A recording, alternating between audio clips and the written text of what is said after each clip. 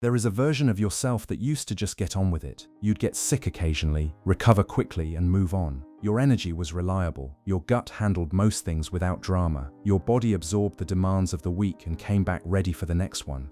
That version of yourself is still in there, but something has shifted. Maybe it's that you get run down more easily now, or that one difficult week bleeds into the next without the reset in between. Maybe you catch every cold that comes around, and when you do, recovering takes longer than it used to. Maybe your digestion has become something you manage rather than something that just happens. Another sign that your body doesn't seem to bounce back the way it once did. If any of that sounds familiar, stay with me, because for the next 7 mornings we're going to take 2 ingredients you probably already have in your kitchen, raw garlic and honey, and use them in a very specific way. And here's where it gets interesting. Most people have eaten both of these for years, but there's one small detail in how you prepare them that can completely change what you actually get from them. Not as a supplement, not processed, not cooked into a recipe. A specific 2-ingredient combination taken raw on an empty stomach before anything else. Every morning for 7 days. By day 3, most people start noticing something in the energy. By day 5, the gut has usually settled into something more cooperative.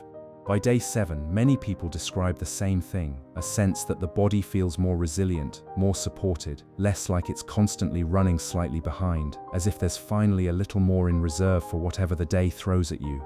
But before we get to what happens across those 7 mornings, there's something important you need to know. You may have been eating garlic and honey for years and still missing much of what makes this combination interesting. Because with garlic, preparation matters. And one simple mistake can change what reaches your body before you've even taken the first bite. And ancient physicians were paying attention to this combination long before modern science had words like allicin, enzymes, or bioavailability. Garlic itself has an extraordinary history.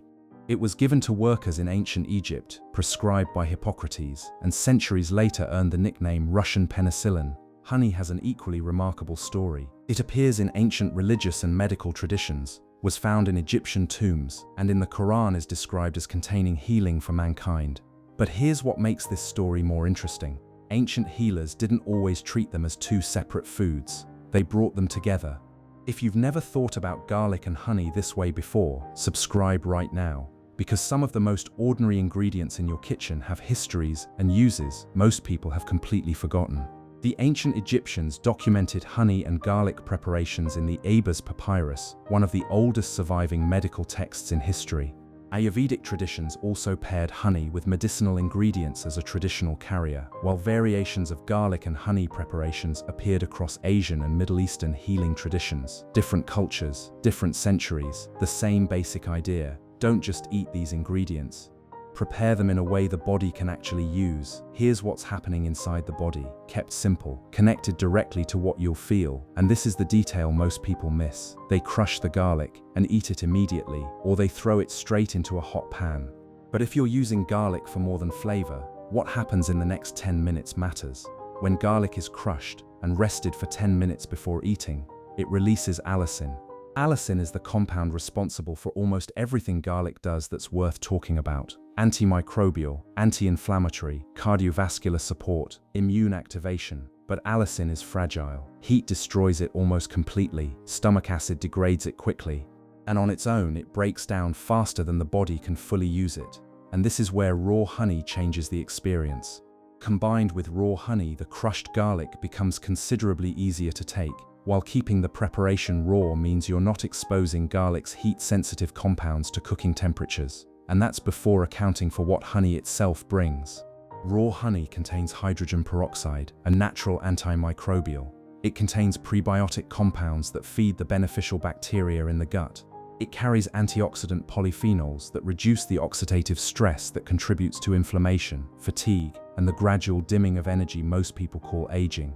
Together, they cover the body's defense and restoration systems from multiple directions simultaneously. Garlic targeting the microbial threats, honey strengthening the gut environment, both working on inflammation, both supporting the cardiovascular system. Together, they bring different forms of support into one simple morning ritual. The ancient physicians knew this before they had words for any of it. So what does any of this actually feel like in real life? Because you probably won't wake up on day 1 feeling like a different person. The interesting changes are smaller than that, and some of the most important ones are things you only notice when they suddenly stop happening. So pay attention to the little things over the next 7 mornings. Here's what you may begin to notice. Day 1. 1 crushed garlic clove, rested 10 minutes, eaten with a teaspoon of raw honey on an empty stomach. The combination is milder than expected. The honey softens the garlic's sharpness considerably. Within 20 minutes, a warmth in the stomach. Something activating before the day has asked anything of you. Day 2. The energy through the morning has a slightly different quality, not higher, more consistent, less of the usual lag between waking and arriving at full function. Some people notice their digestion through the day is quieter, more cooperative. Day 3. This is often when you first notice something without actually looking for it. Maybe it's 10:30 in the morning and you suddenly realize you haven't thought about coffee yet, or you reach lunchtime without that familiar dip that normally tells you the morning is over. The change isn't dramatic. That's what makes it easy to miss. You don't suddenly feel supercharged, you simply notice that your energy has been there when you needed it, quietly, without demanding so much management. And for some people, the gut starts becoming less noticeable too. Less heaviness, less of that uncomfortable awareness after eating. Nothing you would announce to anyone, just one of those small moments where you think, wait, today feels a little easier. Day 4. This is often when the change becomes less about one specific symptom and more about how the day feels as a whole. The energy is steadier, the gut is quieter. You feel a little harder to knock off course, as if the body has more in reserve than it did 4 mornings ago. Day 5. This is where recovery starts becoming easier to notice. A demanding morning doesn't drain the entire day. A poor night's sleep doesn't seem to cost quite as much. You still get tired, but the body seems to find its way back faster. Day 6. The strange part of day 6 is what's absent. The mid-morning energy dip that required management, the bloating after lunch, the low-level vulnerability that had become the background noise of the day. These things don't announce their absence the way they announce their presence. You just notice, at some point, that they weren't there. Day 7. Most people describe day 7 the same way. The body feels like it's working with them. Not dramatically transformed, but operating from a fuller baseline than the one they started the week from. And here's the interesting question to ask yourself on that 7th morning. What did you have to think about less this week? Your energy, your digestion, that feeling of constantly trying to catch up with yourself. Sometimes the clearest sign of progress isn't something new you feel, it's something old that stopped demanding your attention. And that's when the obvious next thought arrives. This isn't the end of 7 days. This is the beginning of a practice. Picture getting through the cold and flu season without being the person who catches everything that comes around. Picture the gut after a meal, not something to monitor, not something to manage around, just something that works quietly in the background the way it's supposed to. Picture finishing the week on Friday with enough in reserve that the weekend is actually recovery, rather than barely surviving until Monday when the whole cycle begins again. Picture a face that looks a little more rested, a little more alive than it did a week ago, without having changed anything external. That's not a dramatic transformation. That's what the body does when it is receiving, consistently and correctly, 2 of the most well-documented natural preparations in human history. 1 clove of fresh garlic. Crush it with the flat of a knife, a press, or the back of a spoon, anything that fully breaks it open. Then stop. Wait 10 minutes. The allicin forms during this resting period. Skipping that resting period means you may be missing part of what makes freshly crushed garlic so interesting in the first place. After 10 minutes, eat the clove with 1 teaspoon of raw honey, not processed honey, not heated honey. Raw. The enzymes and the active compounds are only present in honey that hasn't been heated. Take it every morning before breakfast, before coffee, before anything else. If you want to prepare in advance, place several crushed cloves in a small jar and cover them with raw honey. Let it sit at room temperature. Within a few days, the garlic begins to soften and infuse into the honey, creating a gentler preparation that many people find easier to take consistently than raw garlic on its own. 1 clove, 1 teaspoon. Every morning, 7 days. This preparation is safe for most healthy adults. People on blood-thinning medication should check with a healthcare provider first. Both garlic and honey can mildly influence clotting. If you are diabetic and managing blood sugar with medication, monitor your glucose. This combination can affect blood sugar levels. Do not give raw honey to children under 1 year of age. Start with half a clove if garlic on an empty stomach causes initial discomfort.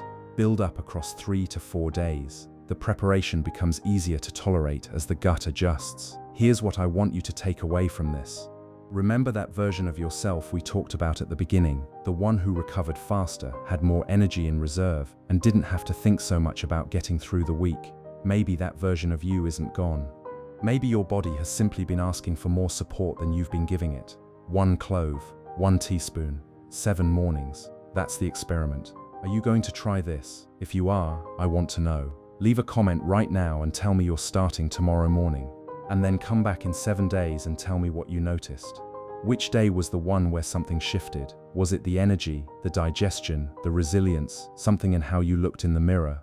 Your experience matters, not just for you, but for everyone who watches this video next and needs to know that someone real tried it and it worked. And if someone in your life is always tired, always catching colds, always running slightly behind, send this to them. 2 ingredients. 7 mornings. That's the whole ask. See you in the next one.